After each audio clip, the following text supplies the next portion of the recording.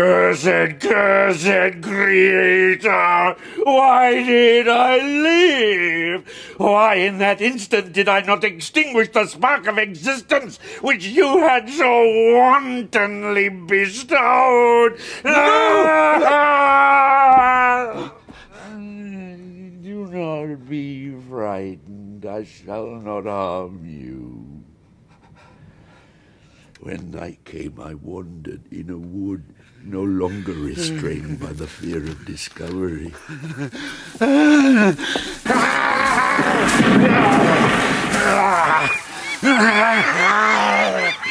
I bear hell within me.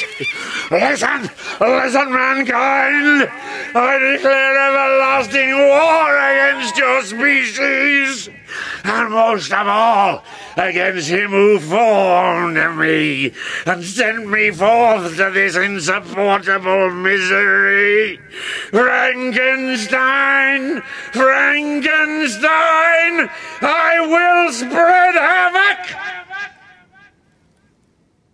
I learned from the papers in my pocket that Geneva was your native town, and towards this place I resolved to proceed. I felt emotions of gentleness and pleasure revive within me. I'm coming to find you! She ran close to the river. Where are you?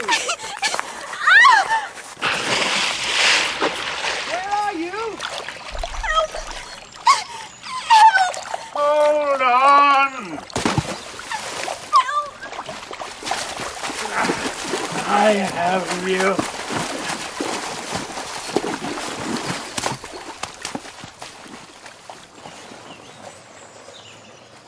Wait. Please wait. Where are you? Wait. Where are you? The girl is here. Who's that? Over here. She fell in the river. Get away from her! I saved her from the river. I had saved a human being, and my reward was to writhe under the pain of a wound which shattered flesh and bone.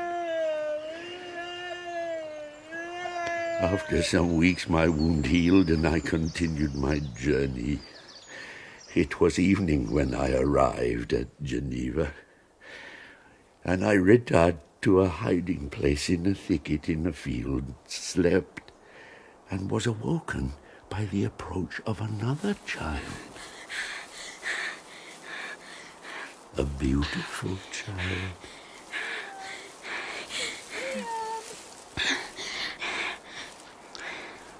An idea seized me that this little creature might be unprejudiced and had lived too short a time to have imbibed the horror of deformity. If I could educate him as my friend, I should not be so desolate. Child, I do not intend to hurt you. Monster! Ugly wretch! Let me go! You wish to eat me or tear me to pieces! Listen to me. Put me down, or I will tell my papa. You must come with me. Hideous monster! My father will punish you. He is powerful. He is Monsieur Frankenstein. Frankenstein? Yes, Frankenstein. See, the name frightens you. Tell me, has your father lived in Ingolstadt?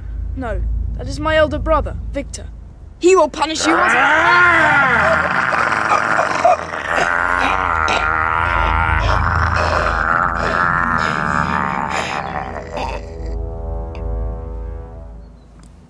William? William is dead.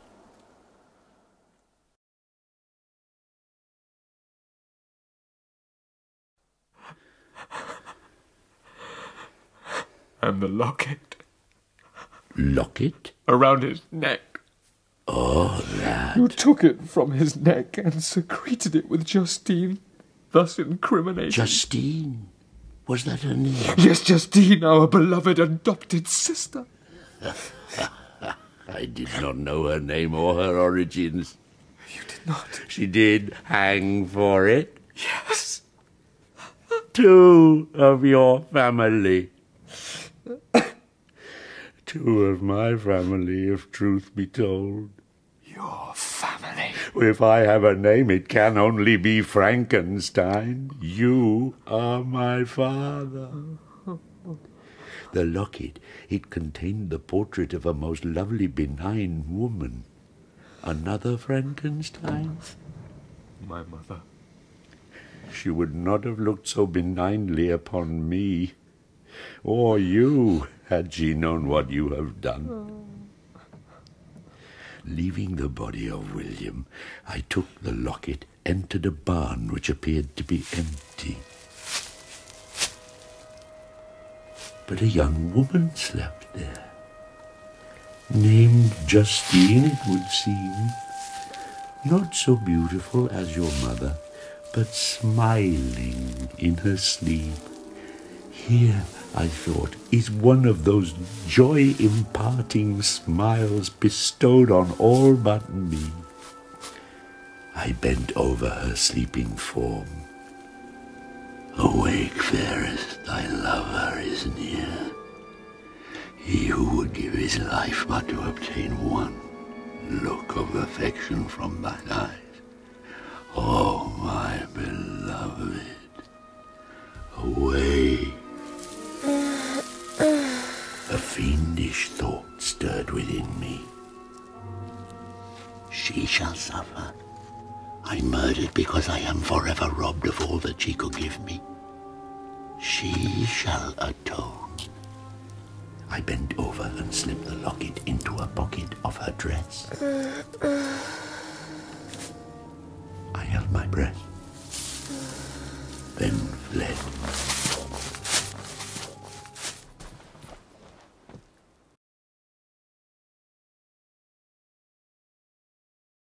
I am alone and miserable. Man will not associate with me, but one as deformed as myself would not totally deny herself to me. You must create for me a female. I refuse. Shall I create another like yourself, whose joint wickedness might desolate the world? If any being felt emotions of benevolence towards me, I should return them 100-fold. What I ask of you is reasonable. A creature of another sex, but as hideous as myself. Oh, my Creator, make me happy.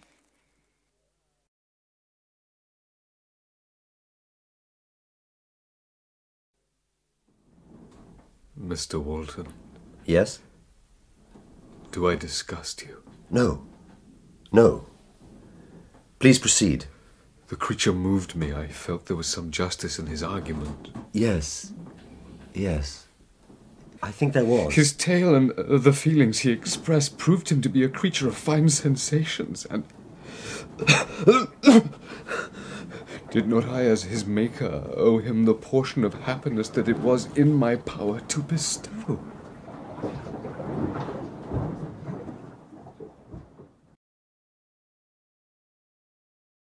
If you consent, neither you nor any other human being shall see us again. We will go to the vast wilds of South America. We shall make our bed of dried leaves. The sun shall shine on us as on man.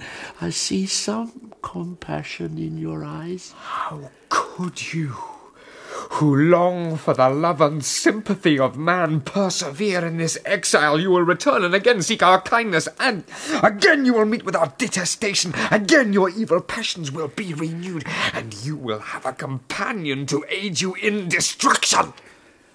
I cannot consent. I swear to you, by you that made me, that with the companion you bestow, I will quit the neighborhood of man.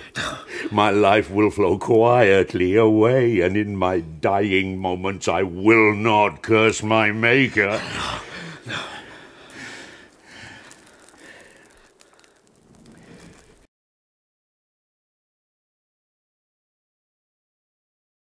Mr. Walton, I felt a need to console him.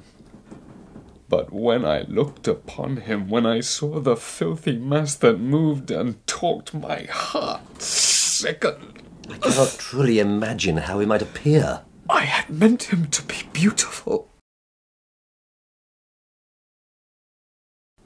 My vices are the children of a forced solitude that I abhor, and my virtues will arise when I live in communion with an equal. Very well, I consent to your demand. On the solemn oath to quit Europe forever, and every other place in the neighbourhood of man. I swear by the sun and by the blue sky of heaven and by the fire of love that burns in my heart, that if you grant my prayer, you will never behold me again. But remember, I shall watch your progress with unutterable anxiety, and fear not but that when she is ready, I shall appear again.